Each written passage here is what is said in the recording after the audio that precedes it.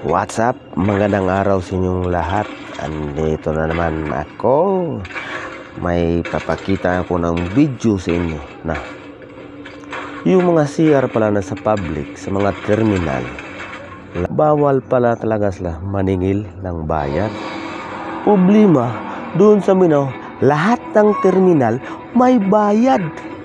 Grabe, bawal pala talaga yan. May penalty yan. Panoorin natin yung video.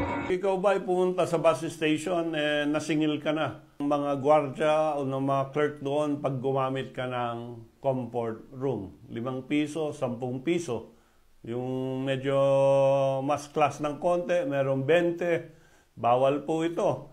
Under Section 5 and 7 of Republic Act 11311, ito ang Act to Improve Land Transportation Terminals, Stations, Stop, Rest Areas, Roll-on, Roll-off Terminals, and appropriating funds. Therefore, prohibition on collection of fees to access sanitary facilities ang sinasabi dito. Unfortunately, ito ay applicable lang sa land transportation, no? Pero it can start from there.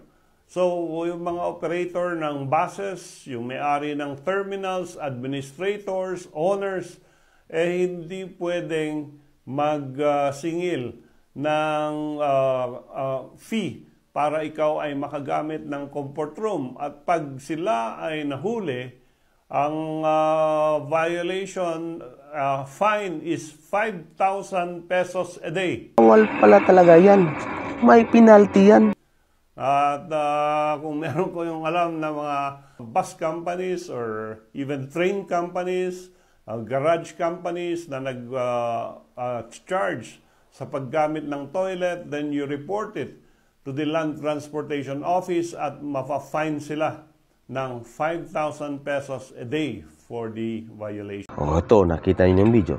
Kaya kayo, isumbong niyo sa LTO mga ganyang mga CR para magka-penalty sila ng 5,000 a day.